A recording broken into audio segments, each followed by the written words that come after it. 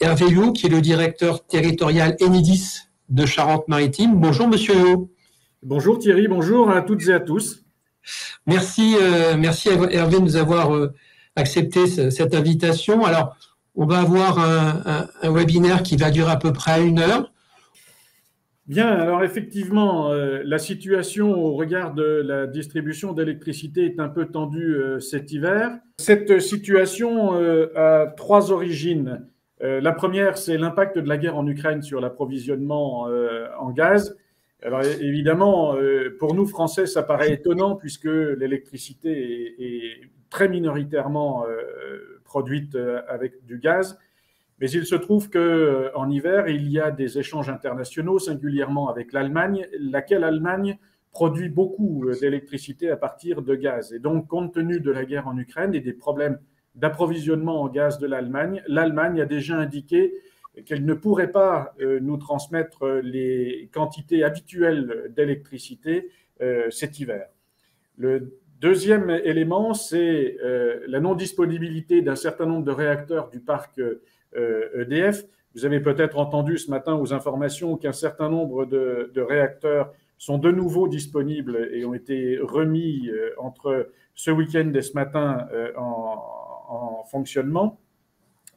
Une indisponibilité liée à 2 choses. La première, c'est un défaut de corrosion qui a été observé et qui nécessite des investigations complémentaires.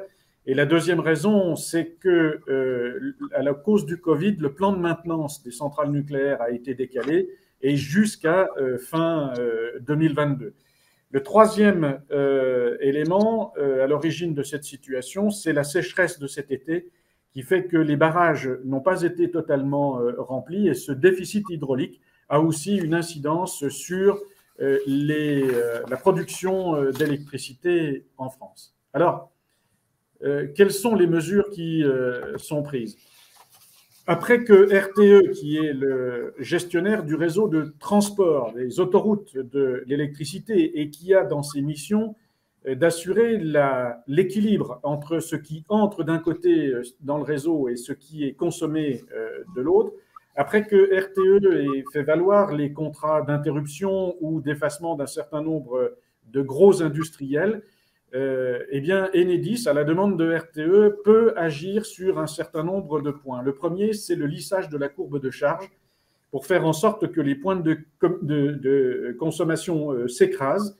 La première des mesures qui a été prise par arrêté du gouvernement, c'est de supprimer le démarrage automatique des chauffe-eau pendant les heures creuses méridiennes de 12h à 14h. Alors que les choses soient claires, pour tous ceux qui nous écoutent et qui ont un contrat heure pleine, heure creuse avec des heures méridiennes, ces heures continuent à exister et ils auront toujours le tarif heure creuse pendant cette période de 12h à 14h. En revanche, c'est le démarrage automatique du fonctionnement des ballons d'eau chaude qui a été neutralisé pour être reporté sur la partie des heures creuses qui est de nuit. Pour autant, si vous avez un impérieux besoin d'eau chaude entre 12h et 14h, il vous est toujours possible d'actionner la mise en marche forcée du chauffe-eau, même si évidemment ça obère l'efficacité de cette méthode, mais ça ne vous prive pas totalement d'eau chaude si vous en avez besoin. Le deuxième point, c'est la baisse de tension de 5%. En France, la tension est à 230 volts, dit le décret, à plus ou moins 10%. Réduire la tension de service de 5%, c'est réduire de 4,5% la puissance demandée par l'ensemble des clients. En termes de conséquences, ceux qui sont très sensibles verront sans doute une toute petite baisse de luminosité sur leurs ampoules, par exemple, mais ça n'a pas d'autres incidences. Le dernier point, et qui est le plus fort, et qui est aussi le dernier rideau avant ce qu'on appelle un blackout, ce sont les coupures exceptionnelles, maîtrisées, localisées et temporaires. Dit autrement, les délestages, mais tous ces adjectifs ont leur importance et je vais vous les expliquer. C'est le dernier rideau. C'est-à-dire qu'il est possible de réduire la demande de puissance en France en réalisant des coupures exceptionnelles, alors que si nous ne faisons pas en dernier recours cette opération-là, ce qui nous guette, c'est le blackout. Et un blackout, c'est la lumière qui s'éteint, l'électricité qui disparaît, mais de façon inopinée, sans que personne n'ait pu prendre la moindre précaution, sans discernement, sans que les hôpitaux, par exemple, ne puissent être épargnés. Et puis, un blackout, c'est à l'échelle européenne, avec l'interconnexion des réseaux, et il faudrait entre 12 et 15 heures pour rétablir l'électricité partout en Europe. Par conséquent, les coupures exceptionnelles maîtrisées, localisées et temporaires sont extrêmement importantes puisqu'elles sont le dernier rempart avant le blackout. Alors Hervé, je me permets de vous interrompre une seconde, Hervé. On a quelqu'un qui a levé la main sur le chat pour pouvoir intervenir. Si vous pouvez poser, c'est Sébastien Dupuis, si vous pouvez poser, monsieur, votre question par écrit, ça serait peut-être plus facile pour nous afin que monsieur puisse poursuivre sa présentation. Voilà, je vous invite à nous faire simplement sur le chat une question écrite. On va y revenir de tout à l'heure. Tout à l'heure, pardon. Hervé. Très bien. Donc, les coupures exceptionnelles et maîtrisées, de quoi s'agit-il?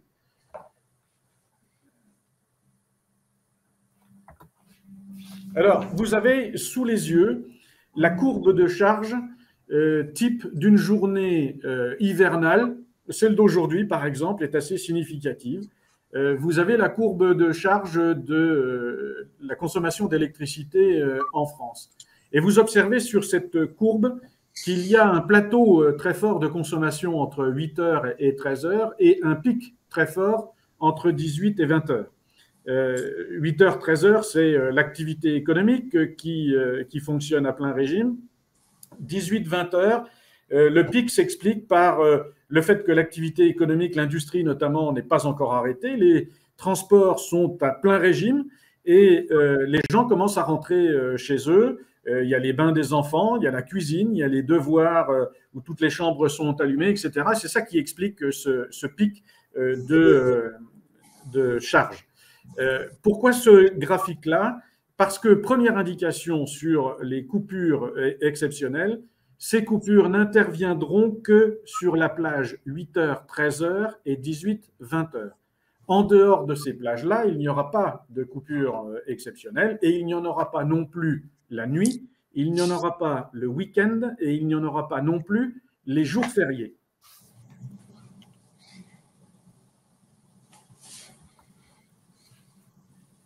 J'ai du mal à maîtriser.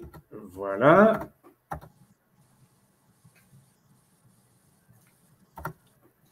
Alors, parfois on nous demande de quelle façon nous allons organiser le délestage. Est-ce que nous allons couper des particuliers, couper les industriels, couper les commerçants, etc. Un délestage, ça n'est pas une segmentation clientèle, c'est l'exploitation des fonctionnalités du réseau de distribution d'électricité.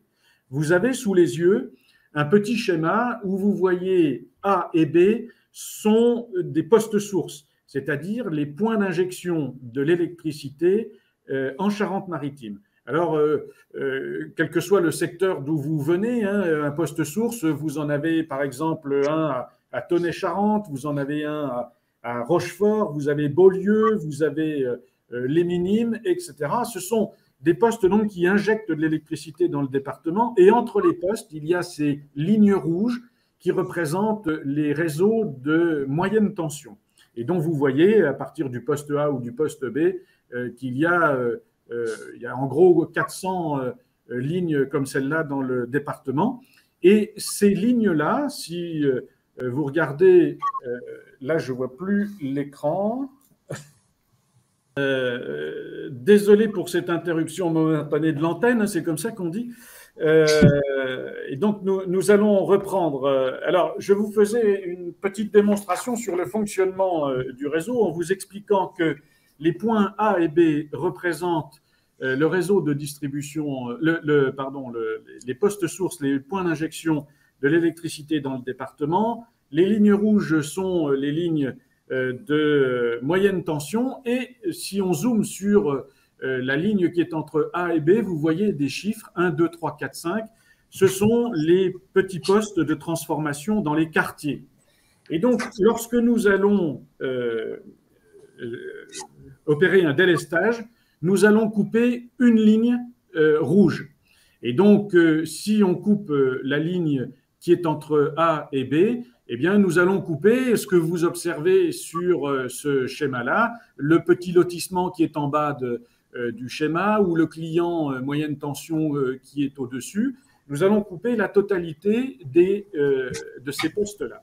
Naturellement, s'il y a sur une des lignes des clients qu'on qualifie de prioritaires, un client prioritaire est un client qui est répertorié sur une liste que le préfet a signée à la fin du mois de septembre et qui, compte tenu de ses caractéristiques, ne peut pas être coupé. Alors, qu'est-ce qu'un client prioritaire?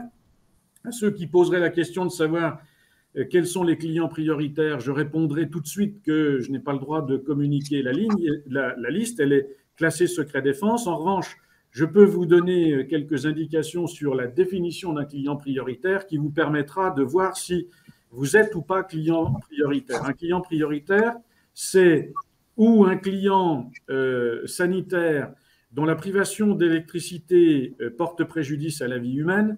On pense évidemment aux hôpitaux. Il y a aussi, par exemple, des laboratoires, mais un laboratoire qui travaillerait avec l'hôpital dans des analyses d'urgence serait un client prioritaire. Un laboratoire qui ferait des prélèvements en centre-ville, lui, ne serait pas prioritaire. La deuxième définition, c'est la signalisation indispensable à la sécurité, pas les feux tricolores, par exemple. Et puis la troisième définition, ce sont les industries indispensables à la continuité de l'État et singulièrement celles qui travaillent pour la défense nationale. Donc, si un client prioritaire figure sur une des lignes rouges qui figure sur votre schéma, alors le schéma sera non délestable et l'électricité sera préservée sur ce départ-là. Les coupures qui pourraient intervenir seront limitées à une période de 2 heures par client et par jour. Dans les plages que j'ai évoquées tout à l'heure, c'est-à-dire entre 8 heures et 13 heures et entre 18 et 20 heures. Alors, prenons un exemple simple. Imaginons que nous ayons besoin de délester de 8 heures à 11h30. Eh bien, les coupures seront tournantes, c'est-à-dire qu'aucun client ne sera coupé plus de 2 heures. Un premier lot de clients sera coupé entre 8 heures et 10 heures, relesté à 10 heures, et un deuxième lot de clients sera coupé à 10 heures et relesté à 11h30. Donc, les informations essentielles à ce point de notre exposé, c'est les coupures ne peuvent intervenir qu'entre 8h et 13h et 18 et 20h.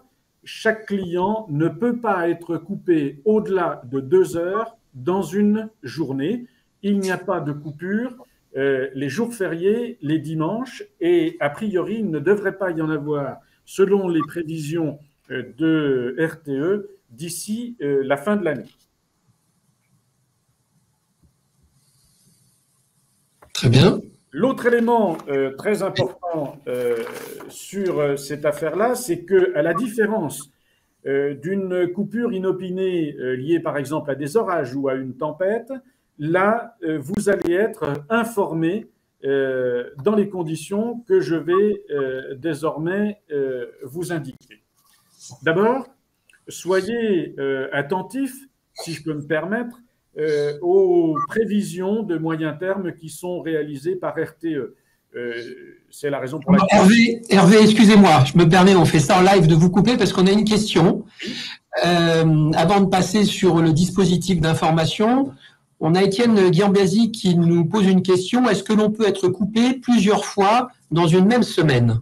Oui, on ne peut pas être coupé plusieurs fois le même jour, mais si il était nécessaire de procéder à des délestages sur plusieurs jours de la même semaine, il est possible d'être coupé plusieurs fois. Cette question me permet de faire un petit zoom sur le fonctionnement d'un délestage. Les nouvelles directives européennes sur les délestages prévoient 7 échelons de délestage.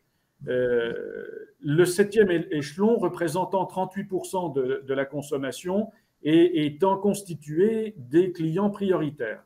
Ce qui veut dire que pour faire un délestage, et si nous devions recourir à plusieurs fois 2 heures de délestage dans une journée, nous allons jouer sur les 6 autres échelons que nous allons délester, relester, délester, relester.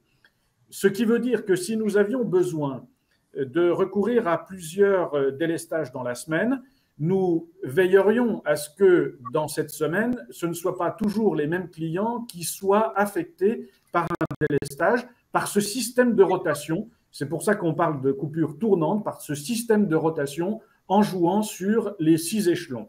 Mais d'une façon théorique, en quelque sorte, on ne peut pas exclure plusieurs délestages pour le même client dans la même semaine.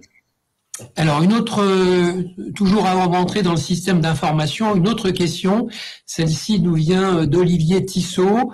Bonjour, nous sommes une entreprise de recyclage de déchets de PVC et nous utilisons à ce titre plusieurs lignes d'extrusion qui nécessitent 4 heures pour être lancées et 3 pour être purgées. Une coupure de 2 heures implique donc 9 heures de perte de production pour nous.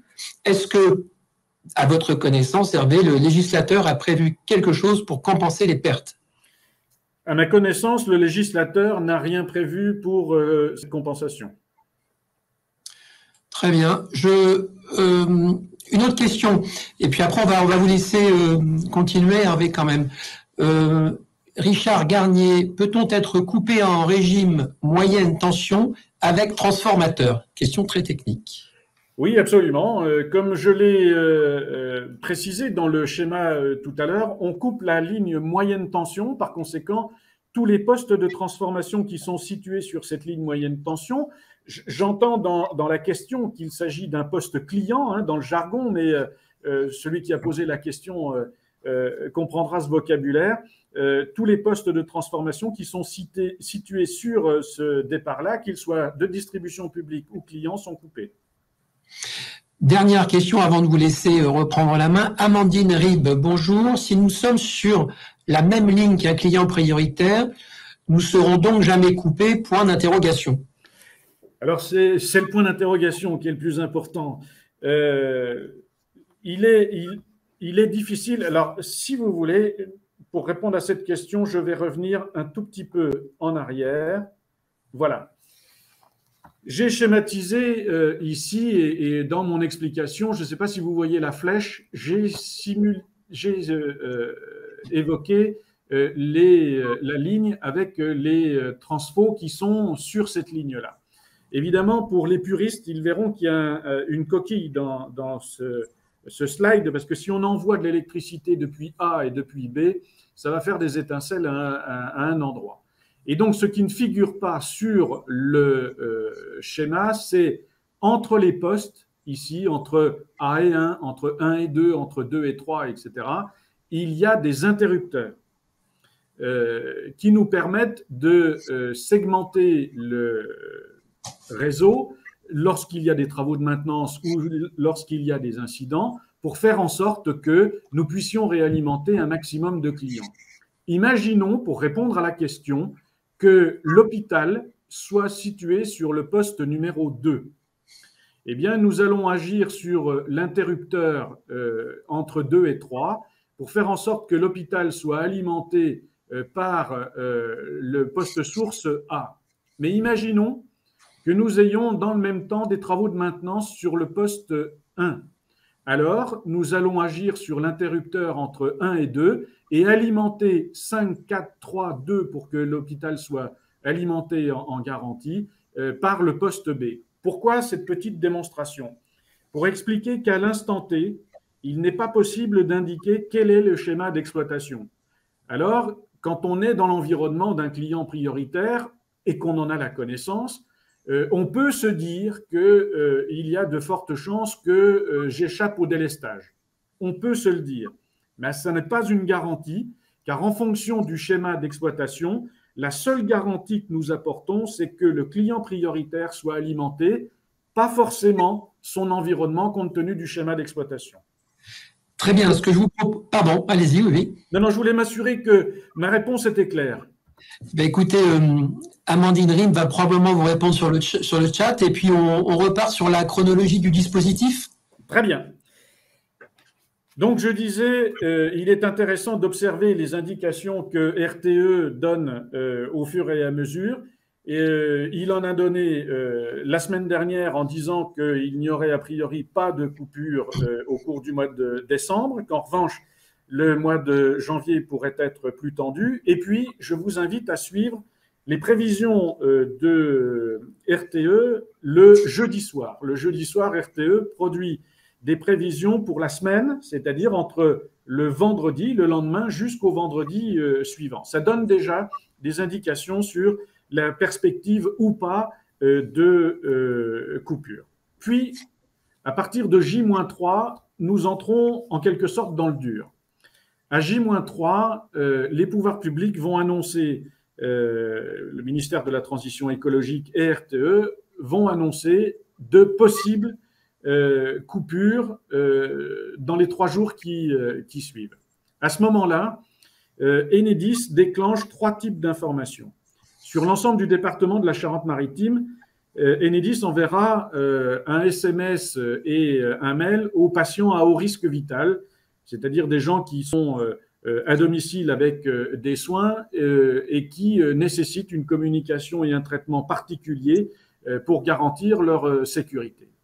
Ensuite, tous les clients dont la puissance souscrite est supérieure à 36 kVA, c'est-à-dire la majeure partie des acteurs économiques, recevront un SMS et un mail pour indiquer que dans 3 jours, il peut y avoir des coupures d'électricité. Et puis, dans le même temps, Enedis prévient les territoires, c'est-à-dire les collectivités locales et territoriales et les pouvoirs publics. À ce moment-là, les coupures ne sont pas une certitude. Elles sont encore une perspective évitable. Il n'y a pas de fatalité à ce que nous ayons des délestages cet hiver. C'est aussi un appel à redoubler les éco-gestes pour faire en sorte que les choses puissent se passer correctement. Éco-gestes, je vais vous en citer 2 qui sont minimes et qui ne perturbent pas le confort de chacun, mais qui ont, par effet de volume, un impact très important sur la consommation d'électricité en France. Par exemple, si chaque foyer en France éteint une ampoule, c'est l'équivalent de la consommation d'une ville comme Toulouse. Si en France, on baisse la température de chauffage d'une façon générale de 1 degré, c'est l'équivalent de la consommation d'une ville comme Marseille. Dit autrement, vous observez que chacun peut avoir un tout petit geste de sobriété en matière de consommation d'électricité qui, encore une fois, ne pose pas de problème majeur sur son confort personnel, mais qui, par effet volume, aboutit à des quantités impressionnantes d'électricité et ça peut suffire à éviter un délestage. À J-2, nous recommençons la communication par mail et SMS auprès des patients à haut risque vital. À J-1, vers 15 heures, les pouvoirs publics et RTE communiquent de nouveau et là, la perspective de coupure est assez forte, même si elle est encore à ce moment-là évitable si on redouble de gestes de sobriété. À 15h30, à 16h30, nous allons recevoir la demande de puissance de RTE que nous allons transformer en plan de délestage et à 17h, nous allons adresser à l'ensemble des PHRV concernés. C'est-à-dire que là, on est… PHRV, RV, personne à haut risque vital. À haut risque vital. D'accord. Voilà. Et là, ne sont concernés par ce message que les patients à haut risque vital concernés par les coupures du lendemain. À ce moment-là, si l'on constate qu'aucun des messages que nous avons adressés ces 3 jours-là au PHRV ne reçoit d'accusé de réception, nous envoyons un agent pour nous assurer que l'information a bien été transmise et que les mesures nécessaires peuvent être prises. Nous envoyons un SMS et un mail à tous les clients supérieurs à 36 kVA qui sont concernés par les coupures. Et donc, si vous ne recevez pas de SMS, sauf à considérer que vos coordonnées ne sont pas à jour, ça veut dire que vous n'aurez pas de délestage le lendemain. L'occasion d'ailleurs de vous dire que parfois, quand on regarde les fichiers avec lesquels nous travaillons, nous nous rendons compte que le contrat que vous avez est relativement ancien et que les coordonnées n'ont pas toujours été actualisées. Il n'y a pas de téléphone portable et donc difficile pour un SMS, il n'y a pas non plus de mail. Par conséquent, je vous invite à vous rapprocher de votre fournisseur, puisque c'est du fichier du fournisseur que nous tirons nos informations. Je vous invite à vous rapprocher de votre fournisseur pour vous assurer que votre fournisseur, dans ses fichiers, a les bonnes informations sur vous, et notamment votre téléphone portable et votre mail. Ensuite, nous informons l'ensemble des territoires, en leur donnant d'ailleurs la liste des rues qui seront affectées par une coupure, ce qui permet aux collectivités de prendre des dispositions, par exemple pour leurs écoles ou autres équipements. Et à partir de ce moment-là, il y a un site que je vous invite à télécharger sur votre une application que je vous invite à télécharger sur votre portable. C'est Mon EcoWatt. Et sur Mon EcoWatt, vous allez avoir plusieurs choses. D'abord, vous allez avoir la couleur des jours, un peu comme la météo actuellement. Vous allez avoir des couleurs des jours suivants qui vont vous permettre de savoir s'ils sont verts, orange ou rouge, et donc d'identifier par ce biais-là aussi le risque d'une possible coupure. Ce site-là diffuse également des conseils de sobriété. Et ce site-là disposera d'un lien coupure temporaire.enedis.fr. Ce lien vous permettra, en tapant le nom de la rue de votre établissement ou de votre habitation, de savoir instantanément si le lendemain, vous allez être coupé ou pas. En tapant votre rue, vous aurez immédiatement l'information « vous n'êtes pas concerné par un délestage » ou « vous êtes délesté par un délestage demain de telle heure à telle heure ». Dit autrement, et à la différence d'un incident qui arrive de façon inopinée, là, vous aurez une information la veille sur la perspective ou non d'une coupure et l'horaire exact d'arrivée de la coupure et l'horaire exact de retour de l'électricité qui permet donc de prendre un certain nombre de dispositions. Et le lendemain, jour J, les coupures interviendront entre 8h et 13h et 18h et 20h selon l'annonce des plages de coupure exactes. Alors, Hervé, si vous voulez bien, on a quelques questions. Oui. Amandine Rib, d'abord, vous remercie pour votre première réponse qui lui semble claire. Sa deuxième question, ce dispositif de coupure temporaire est envisagé jusqu'à quelle période de l'année 2023 ? Officiellement, jusqu'au 15 avril. Mais pour vous donner une indication, la période critique, quand elle était examinée pendant l'été, était du 15 octobre au 15 avril. Donc, vous voyez que plus on avance et plus les prévisions se réduisent. Aujourd'hui, la période critique est plutôt janvier-février, c'est-à-dire les moments les plus froids. Il y a, en dehors des éléments que j'ai évoqués au début de cette présentation, il y a deux variables très importantes. La première, c'est la température. Et pour vous donner un exemple, une différence d'1 degré à cette période-là de l'année correspond à peu près à la production de 2 à 2,5 réacteurs nucléaires. Donc, vous observez l'importance d'une variation d'1 degré sur la température. La deuxième variable, c'est la mobilisation des Français sur les gestes de sobriété.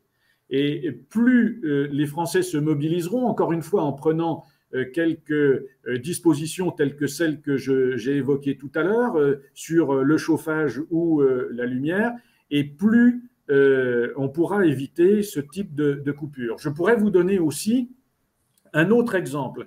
d'un comportement typiquement français. Je ne sais pas s'il correspond à ceux qui nous écoutent et qui nous regardent, mais un comportement typiquement français. On rentre déjeuner à midi et vers 13h, 13h30, on met le lave-linge, le sèche-linge et le lave-vaisselle avant de repartir vers ses activités.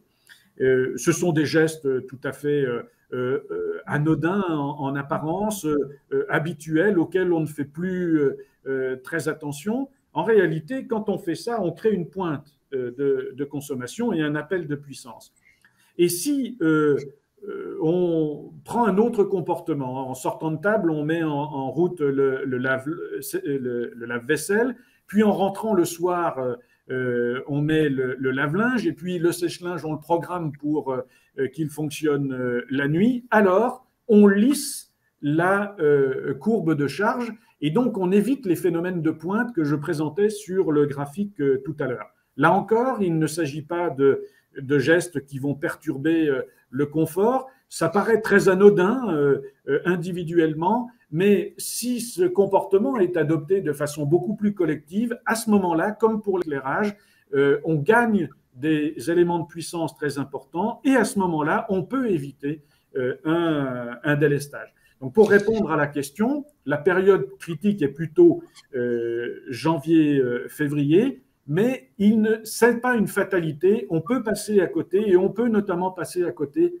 par quelques gestes que nous pourrions faire tous. Alors, Marie-Aube, avec une question très précise. Pour les entreprises industrielles, ne peut-on pas être prévenu à 12 heures et non pas à 17 heures? Donc, je pense qu'elle parle du J-1. Alors la réponse, il n'est pas possible de vous prévenir plus tôt pour une raison très simple, c'est que le délestage doit se faire au plus fin possible. On ne va pas prévenir des clients dont on n'aurait pas besoin de délester, qu'on n'aurait pas besoin de délester. Et donc, évidemment, la prévision la plus fiable ne peut intervenir que vers 16h30 et on ne peut pas plus tôt. En revanche, vous avez quand même quelques indications. Si je peux me permettre, je vais vous montrer le site Mon EcoWatt. Alors, je vais vous le montrer là et je vais vous le montrer. Voilà. Si vous allez sur Mon EcoWatt, alors l'ergonomie peut changer selon que vous êtes sur votre portable ou sur votre tablette, mais vous allez y trouver les mêmes informations. Vous voyez les jours s'affichent. Là, vous avez une simulation de jours rouges et de jours verts. Si vous allez aujourd'hui sur mon EcoWatt, voilà ce qui apparaît sur mon portable. Hein. Vous voyez au-dessus lundi, mardi, mercredi annoncé en vert, et vous voyez en dessous, ça ce sont les heures sur la journée que vous pouvez retrouver d'ailleurs ici sur la présentation sur une tablette, où vous avez à l'intérieur de la journée les jours rouges, orange ou verts. Donc, nous ne pouvons pas vous prévenir plus tôt que 17 heures. En revanche, les outils auxquels vous avez accès vont vous donner une tendance assez précise sur le fait qu'on va aborder une période de délestage ou pas. J'entends bien et je comprends bien votre question, sans pouvoir vous donner précisément le fait que vous êtes ou pas concerné, mais vous allez quand même avoir quelques tendances qui vous permettent peut-être de préparer votre entreprise au cas où. Alors, on a Laurent Fleury. On peut peut-être revenir sur la slide avant, Hervé, puisque Laurent Fleury nous demande au niveau de l'info, avons-nous une notion des plages délestées? Donc, on l'a dit, hein, 8h, 13h, 18h, 22h, 18h, 20h, avec des coupures par tranche de 2 heures. C'est bien cela? Alors, c'est tout à fait cela. Et pour répondre précisément à la question, à 17h, nous aurons une information précise sur le fait que la coupure interviendra, par exemple, pour l'entreprise X ou pour le secteur X de la commune entre 8h et 10h, et dans le secteur Y de la commune entre 10h et midi. Emmanuel Champy nous dit impossible de trouver mon EcoWatt sur le Play Store. Où peut-on la télécharger? Je suis extrêmement surpris. On va essayer. Oui. Je vérifie, mais oui, voilà, le voilà. EcoWatt, ECOWA2T. Alors, on a d'autres questions qui nous arrivent. On a Yannick Revers qui nous dit pour les utilisateurs dont le fournisseur n'est pas Enedis, seront-ils prévenus de la même façon? Et on a Éric Lecuyer qui vient de vous mettre le lien Internet pour télécharger mon EcoWatt. Voilà, je vous laisse répondre. Bon, merci à Éric pour son concours. Alors, on va revenir aux fondamentaux. Pardon pour... Enedis n'est pas un fournisseur. Enedis est le distributeur, quel que soit le fournisseur et quel que soit le client. La fonction d'Enedis, c'est d'assurer la gestion du réseau. Et donc, quel que soit le fournisseur, il y en a 60 aujourd'hui en France, des fournisseurs qui ont le droit de vendre de l'électricité. Et donc, c'est Enedis, gestionnaire du réseau, chargé de réaliser le cas échéant les délestages, qui prévient les clients et donc qui prévient la totalité de ceux qui sont reliés au réseau, quel que soit le fournisseur. Est-ce que c'est clair? Est-ce que j'ai bien répondu à la question? Monsieur Revers va probablement nous répondre par le chat. Alors, on a aussi, alors on est sur des questions très précises, mais c'est aussi le but. Marie Aube nous dit une tendance ne nous permet pas de nous organiser. Si nous n'avons pas d'électricité à 8 heures, nous devons prévenir les salariés et les délais de prévenance, dans ce cas-là, ne seront pas respectés. Alors d'abord, vous alliez être prévenu à 17 heures et pas à 8 heures. Oui, et vous allez être prévenu à 17 heures que la coupure interviendra à 8 heures ou qu'elle interviendra à 9 heures. Donc vous serez prévenu le lendemain. S'agissant du délai de prévenance, il s'agit d'un cas de force majeure. Donc vous n'êtes pas astreint au même délai de prévenance que dans le droit du travail classique. Très bien. Merci Hervé. On continue? Oui. Allez. Et donc, le dernier slide que j'ai prévu, c'est donc l'explication de mon EcoWatt, mais on y a déjà consacré un petit moment. Donc, n'hésitez pas à charger cette application et en faire la publicité autour de vous. Et n'hésitez pas à consulter cette application qui vous donne des indications sur les perspectives ou non de délestage et de difficultés sur les jours qui arrivent. Et encore une fois, je répète, au moment où les délestages seront annoncés, il y aura sur ce site-là un lien coupure temporaire.enedis.fr qui vous permettra d'obtenir rue par rue les horaires exacts des délestages ou qui vous diront que vous n'êtes pas concerné par ce délestage. Alors, pendant que je crois qu'on a quelques internautes qui sont en train de nous écrire, je vais en profiter. On va se livrer, si vous le voulez bien, un petit sondage. Un petit sondage qui va nous permettre de savoir si vous souhaitez ou non être recontacté. Je vous rappelle que au sein de la Chambre de commerce et industrie de Charente-Maritime, nous avons 2 conseillères sur le terrain qui sont capables de vous aider, qui sont là pour vous accompagner. Il s'agit de Florence Marchal et de Anne-Sophie Coupel. Et vous avez un petit sondage. Souhaitez-vous être recontacté par un conseiller de la CCI pour tout cela? Vous pouvez répondre et bien entendu, les réponses favorables, ces 2 conseillères techniques dont je viens de vous parler ne manqueront pas de vous rappeler très rapidement. Pendant que nous faisons le sondage, on a Emmanuel Lega qui nous dit une idée du nombre de clients qui, en même temps, pourraient être concernés par un délestage.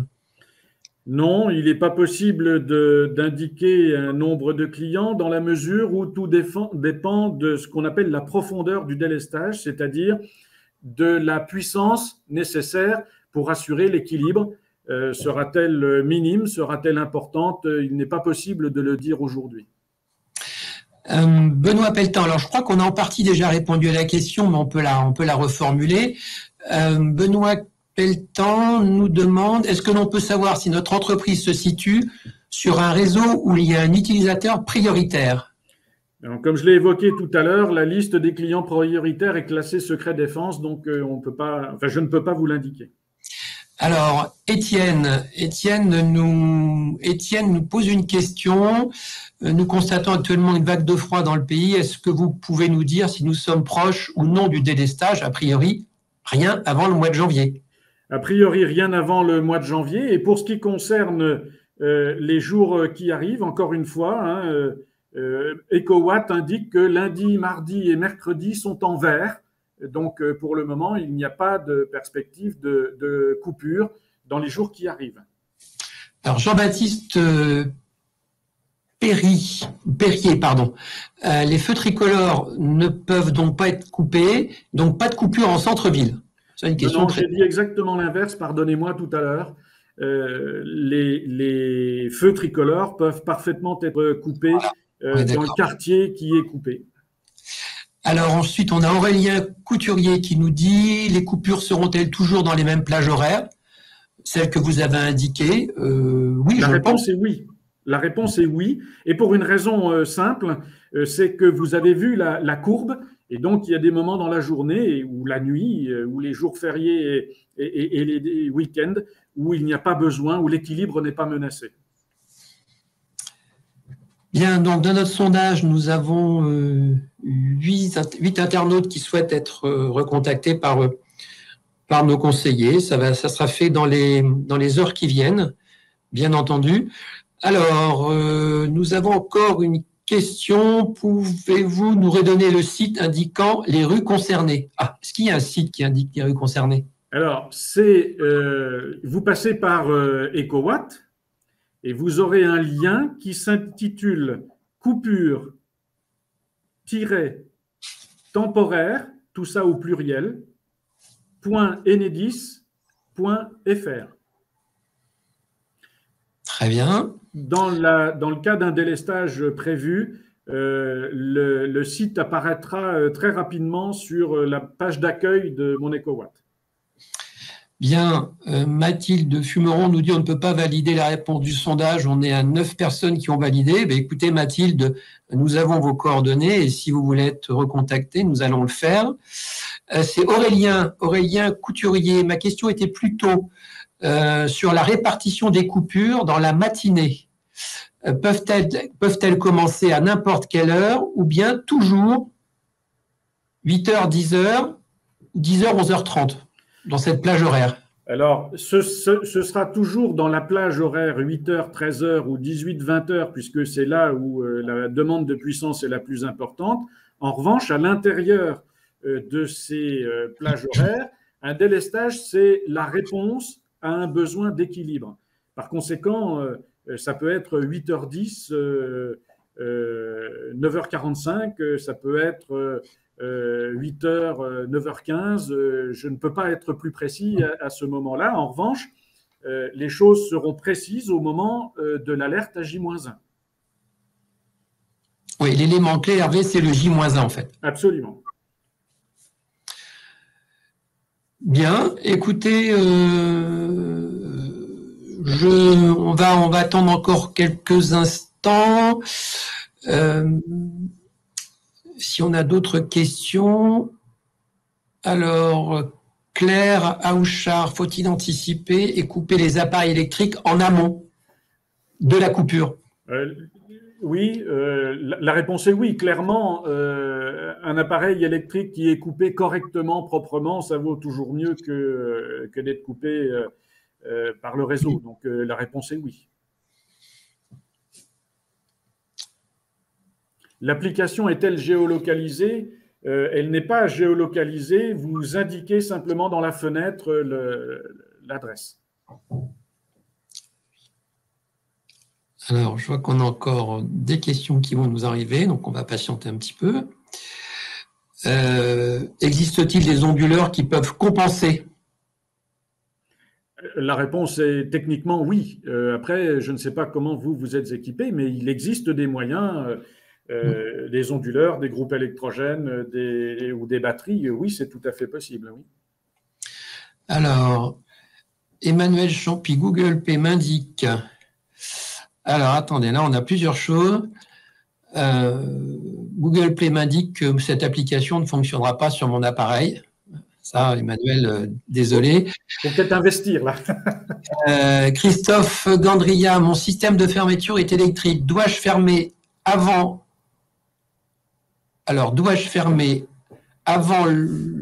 rideau métallique ou porte automatique? Est-ce que vous pourriez reformuler votre question, s'il vous plaît, Christophe, pour que ça soit plus clair? Donc, Céline Richard, exemple d'une coupure envisagée le lundi matin, à quel moment l'entreprise est prévenue? Ça, on fait référence au slide qu'on a vu tout à l'heure. Oui, alors simplement, lorsque ce sera le vendredi soir. Voilà. Pour le lundi matin, c'est le vendredi soir. Oui. D'accord. Donc, y aura-t-il un impact sur les réseaux de téléphone fixe et portable? Alors, sur les portables et les fixes, actuellement, les pouvoirs publics sont en train de faire une étude sur l'impact des coupures d'électricité, notamment parce que le maillage est tel que il se peut, enfin, que les antennes ont comment dirais-je, des zones d'action qui peuvent se recouvrir. Et donc, les pouvoirs publics sont en train d'examiner les choses pour voir s'il y aura des zones blanches ou pas. La préconisation des pouvoirs publics, s'agissant de l'alerte des secours, c'est d'utiliser systématiquement le numéro 112, parce que le numéro 112, par différence avec les autres numéros de secours, va chercher l'antenne la plus proche, quel que soit l'opérateur. En conséquence, le numéro 112 a toutes les chances d'aboutir. Sophie Boucher nous dit, a-t-on le droit de mettre nos salariés en chômage partiel lors des coupures? J'ai du mal à répondre à votre question parce que, en fait, il n'y a pas d'interdiction. C'est à vous à prendre les dispositions, peut-être à vous rapprocher de la direction de l'emploi ou peut-être de la Chambre. C'est sans doute des indications que la Chambre pourra donner. En tout cas, pour nous, Enedis, nous n'avons pas ce type d'informations. Effectivement, vous pouvez solliciter, Madame Boucher, les deux conseillères techniques de la CCI qui pourront répondre à cette question. L'autre question que vous avez posée, je crois qu'on y a déjà répondu, c'est a-t-on le droit à des aides pour compenser les pertes financières? À ce jour, à ma connaissance, non, monsieur. Ou est-ce que je me trompe? Nous avons, nous, la même information sur le fait qu'il n'y a pas d'aide qui soit prévue à ce jour. Très bien. Bien, écoutez, je vous remercie. On arrive à la fin de ce... Je vois qu'on a encore quelqu'un qui est en train d'écrire. Je tiens une épicerie, Christophe Gandria. Une fois la coupure en place, je dois rester en magasin car impossible de fermer. Impossible de fermer parce que vous avez souhaité ne pas fermer ou parce que techniquement vous ne pouvez pas fermer? Je pense que ce monsieur va nous répondre. Voilà. Techniquement, vous pouvez fermer. Si je peux me permettre, hein, je ne connais pas évidemment l'installation de votre épicerie, mais puisque vous avez connaissance de l'heure exacte à laquelle la coupure va intervenir, vous pouvez fermer quelques minutes avant. De mon point de vue, encore une fois, hein, c'est vu de l'extérieur sans connaître votre installation. Je pense que la question de monsieur Gandrio est intéressante dans ce qu'elle révèle de différences fondamentales entre ce qu'on a en tête, c'est-à-dire une coupure parce qu'il y a un orage et tout d'un coup il y a une coupure d'électricité et on maîtrise rien. Et effectivement, il n'est pas possible de fermer, il n'est pas possible de prendre des dispositions. Là, nous sommes dans une situation où les choses sont maîtrisées. Il y a une information préalable, vous savez exactement à quelle heure l'électricité va disparaître et exactement à l'heure à laquelle elle va revenir. Par conséquent, encore une fois, sous réserve évidemment de l'examen de votre propre installation, mais il me semble qu'il est possible de prendre des dispositions quelques minutes avant l'heure annoncée de la coupure. Alors, Baptiste Narbet, pouvez-vous redonner l'adresse pour renseigner son adresse postale et être alerté d'une coupure dans sa rue? Et ça, c'est le fournisseur, non? Non, l'adresse postale, pardon? Oui, alors, pouvez-vous redonner l'adresse pour renseigner son adresse postale et être alerté d'une coupure dans sa rue? Et alors là, non, je ne peux pas vous la donner, madame, parce que je ne connais pas votre… madame ou monsieur, pardon.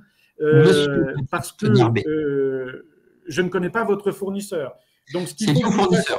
Voilà, ce qu'il faut que vous fassiez, c'est que vous alliez sur votre dernière facture et vous aurez le lien. Alors, après, selon les fournisseurs, il faut que vous fassiez ça par téléphone ou par mail, mais allez sur votre dernière facture pour avoir l'adresse exacte ou les conditions exactes d'information de votre fournisseur.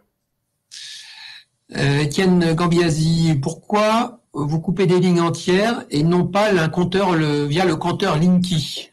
Parce que le compteur Linky ne viserait que des clients de 36 kVA. Et donc, nous aurions, dans ce cas-là, une segmentation par type de client. Et ce serait insuffisant en termes de puissance nécessaire pour assurer l'équilibre. Et dans ce cas-là, il ne serait pas forcément possible de garantir qu'un client ne soit pas coupé plusieurs fois. Bien, il nous reste encore 5 petites minutes. Donc, Stéphanie Giraud vous remercie, Hervé, pour les informations que vous lui avez fournies. Emmanuel Champy, j'ai noté, alors je pense qu'elle parle d'une adresse mail, Emmanuel Champy, coupure-temporaire.enidis.fr. C'est tout à fait ça. Et vous avez l'administration le site administrateur de la CCI de Charente-Maritime qui vient de vous mettre le lien dans le chat. Voilà. Eh bien, écoutez, merci, Monsieur Pro, les secteurs d'activité. Alors, une dernière question. Allez, on est encore dans les temps, donc on peut se permettre. Emmanuel Lega, Monsieur Pro, les secteurs d'activité se rapprochent-ils de vous pour figurer dans la liste des clients prioritaires? À ma connaissance, Monsieur Lega, non. Par contre, il y a deux réponses. Alors, ce sont des réponses institutionnelles. Hein. Ce n'est pas la réponse à la question posée directement à la Chambre. Hein, et là, c'est Thierry qui répond. D'abord, la liste des clients prioritaires, elle est figée et ne peut plus évoluer dans la mesure où elles ont permis d'établir les scénarios de délestage et il n'est plus possible de réenvisager les scénarios de délestage. La deuxième chose, c'est que le préfet a fixé une liste, non pas sur inscription des volontaires pour être sur cette liste, mais en fonction des définitions qui sont fixées par un arrêté de juillet 1990. Par conséquent, si vous ne faites pas partie des gens qui répondent à la définition de cet arrêté, vous ne pouvez pas prétendre à être sur la liste des clients prioritaires. Bien, bah écoutez, merci beaucoup. On arrive à la fin de cette intervention. D'abord, merci à Hervé d'avoir accepté de passer 1 heure avec nous pour nous présenter cette situation. Deuxième chose, sachez que ce que vous venez de voir est visible dès le début d'après-midi sur la chaîne YouTube de la CCI de Charente-Maritime. Si vous avez des collègues, des chefs d'entreprise qui ne pouvaient pas être là, mais qui souhaitent avoir ces informations, vous pouvez bien entendu les rediriger vers la chaîne YouTube de la CCI. Et puis, j'insiste un petit peu, mais n'oubliez pas que vous avez à votre disposition 2 conseillères techniques sur le terrain, des conseillères techniques de la Chambre de commerce qui sont là pour vous aider, pour vous expliquer, pour vous accompagner dans cette période. Une période que j'espère on va passer le mieux possible pour nous tous et pour notre économie. Merci Hervé. Merci à la Chambre pour cette organisation. Bonne journée à tous et bonne semaine. Bonne journée.